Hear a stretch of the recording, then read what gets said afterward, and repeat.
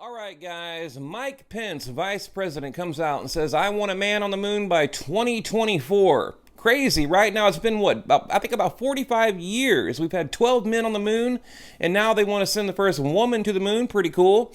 But look, guys, I'm going to show you a video today, okay, of the plan that NASA has to get us on the moon by 2021 and 2024. We're talking in the next about 3 years. I mean, that's incredible. And then at the end of the video, I'm going to break it down and give you my commentary. But first, you guys check out this NASA video, and I'll be back. Core stage and 2 extended solid rocket boosters. Altogether, this is the world's most powerful rocket, and it exceeds the legendary Saturn V of the Apollo era in numerous ways. Sitting on the launch pad, the entire rocket, fully fueled, weighs just over 6 million pounds, 5.2 million of which is just the fuel. Now, how crazy is that? 1.4 million pounds of fuel. But, look, I started thinking about it. Trump comes out with the Space Force. Pence says, I want a man or a woman or both on the moon by 2024. China, they put the rover on the moon. Why the sudden urgency to get back to the moon so quickly? What is going on? And they're not talking about just going back to the moon. They're talking about having a lunar base, rovers, something constantly orbiting the moon, and 4K pictures and video, which I think is awesome, by the way. I mean, I'm actually very excited. But they're going to be on the south pole of the moon. It's going to be very far away from where all the Apollo missions landed. So I would like to see them revisit the Apollo mission. Anyway, let's continue. Once ignited, there is no stopping what comes next. All 4 RS-25 engines and the 2 solid rocket boosters come to life, thundering our crew upwards. 2 minutes after ignition, the solid rocket boosters are spent and released. So basically, it's going to orbit the Earth, right? And then kind of do this like slingshot maneuver out into space over to the moon, which is really cool when you think about it. And now here's, like I mentioned before, I would really like them to go back or at least take pictures of anything from the Apollo missions just to provide proof that we actually went to the moon. And from what I understand, they're going to do just that. That's I've heard NASA conferences where they're talking about it, how they're going to at least fly over and take HD or 4K pictures of maybe the flag that was left behind, or the landing site or whatever. So anyway, guys, really cool video. Let's continue. Here the crew reconfigure the spacecraft and check systems to confirm everything is ready for deep space travel. With a go from mission control, the crew reignite the exploration upper stage engines to leave Earth entirely. The exact timing of this maneuver is critical to reach a speed that can escape Earth's gravitational pull, but also put Orion on a course that will intersect the moon days later. Once this burn is complete, the upper stage of the SLS is jettisoned and the crew aboard Orion coast for several days toward all that awaits them at the moon. Approaching the moon, we see the fundamental differences between Artemis and Apollo. Instead of requiring Orion to serve as an expendable lunar command module or to carry a constrained lunar lander, the Artemis missions will take advantage of a different approach: pre-staging. Everything needed for lunar missions will be positioned in advance by commercial and international partners.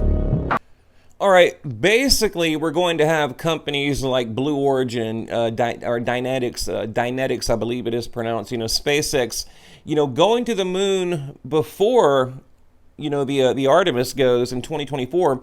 They're going to go as early as 2021 to land, different landing programs and different things that they're going to need when they get there. And that's what you're looking at here, all these little bitty dots here, science experiments, human rated systems, rovers, all kinds of stuff going to the moon. Anyway, guys, let's continue. But it also includes a dedicated lunar station in orbit around the moon called Gateway. Here at this station, we can pre-stage a robust lunar lander and establish a strong communications relay. Designed with open standards, the Gateway can be expanded as new missions and partnerships develop, allowing multiple human missions on the moon at the same time and enabling ongoing science to be conducted even between human missions. The Gateway is also capable of adjusting its orbit to allow access to every part of the moon, something the Apollo missions could not do. All right, I wanted to show you guys a quick overlay of all the Apollo missions and landing sites on the moon, and you see Artemis down there at the South Pole. Now I wonder, why would they pick that particular location? I mean, I'm sure there's some reason. Now, I've heard NASA has offered a few reasons, but I think there's more to it. Anyway, guys, let's continue with the video. Gateway in a unique halo orbit to perfect the maneuvers needed for Mars missions.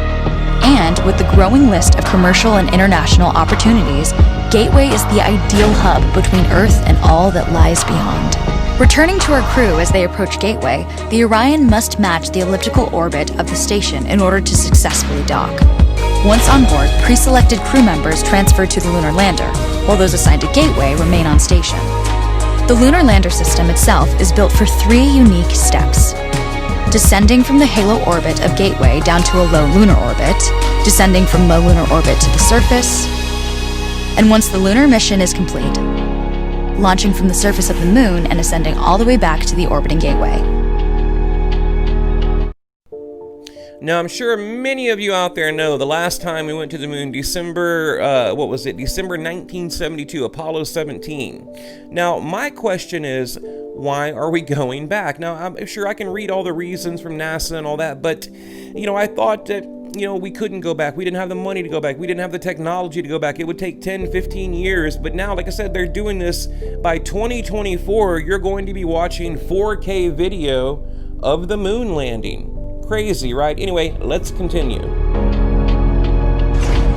Once back aboard the Orion spacecraft and undocked from Gateway, the crew fire their engine once to break out of the halo orbit and once again to sling the spacecraft around the moon, placing it on a multi-day trajectory back towards Earth. As they near the end of this journey, the service module is released, and the crew module is oriented heat shield first. Entering Earth's atmosphere at 25,000 miles per hour, the friction of air slows Orion considerably, while also subjecting it to temperatures of 5,000 degrees. With the Orion now at just 300 miles per hour, a series of parachutes uniquely tested and produced for this moment deploy, decelerating the craft to just 20 miles per hour for splashdown. With each successful mission, Artemis ushers in the next wave of men and women to explore our moon.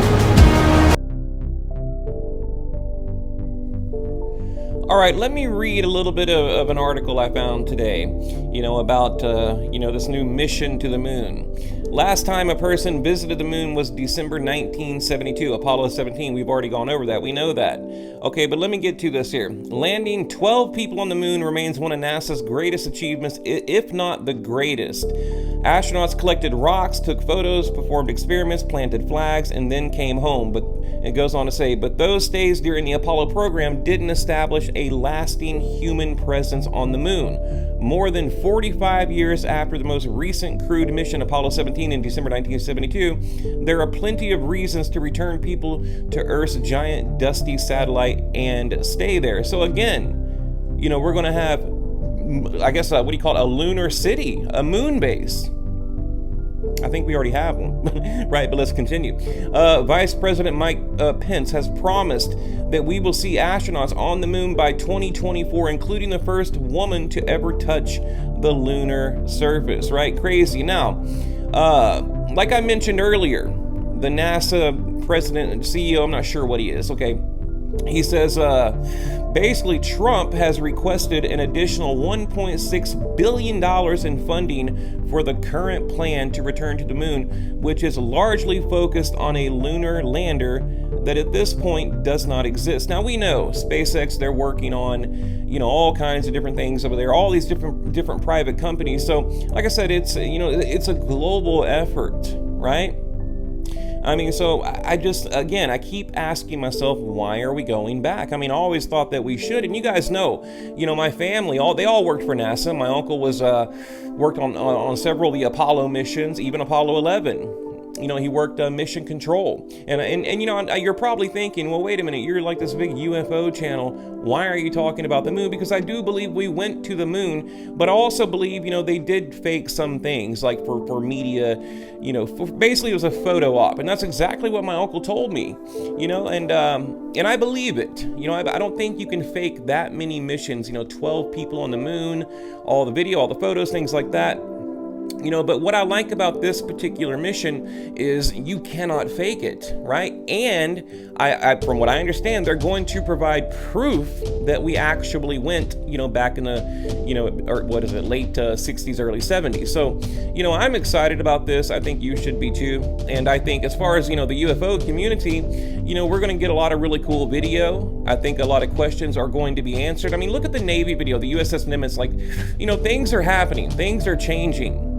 You know, we're going to the moon. Basically, we're going to the moon so we can leapfrog to Mars, you know, so it's happening, you know, and I told you guys, I believe disclosure will come in the next 10 years, and I do believe this is a part of it, you know, and I think, you know, now they're going to discover life, and they're already talking about it, you know, that, I don't know, to me, the world is becoming just more acceptable to the fact that we're not alone in the universe, and again, this is another step towards that belief, you know, proof that we are not alone. And again, I think it's just a part of it. You know, I think that's why we're going to the moon, or at least partly, right? Or, you know, is it something a little more ominous? Like, do they know something we don't know? You know, because again, to do this by 2021, 2024, we're talking in the next, you know, 3 to 4 years, you're going to be watching 4K video of people walking around on the moon, and then in the next decade, people walking on the surface of Mars. I mean, so I don't know, guys, I'll probably leave it at that. You know, again, I'm really excited about this. I'm a NASA nerd, I'm a space nerd. You know, this is like Christmas to me. I'm really excited. And, you know, I live next door to NASA, so I can't wait to go and, you know, on the tour and bring you guys further information, further videos. So leave a comment. What do you guys think?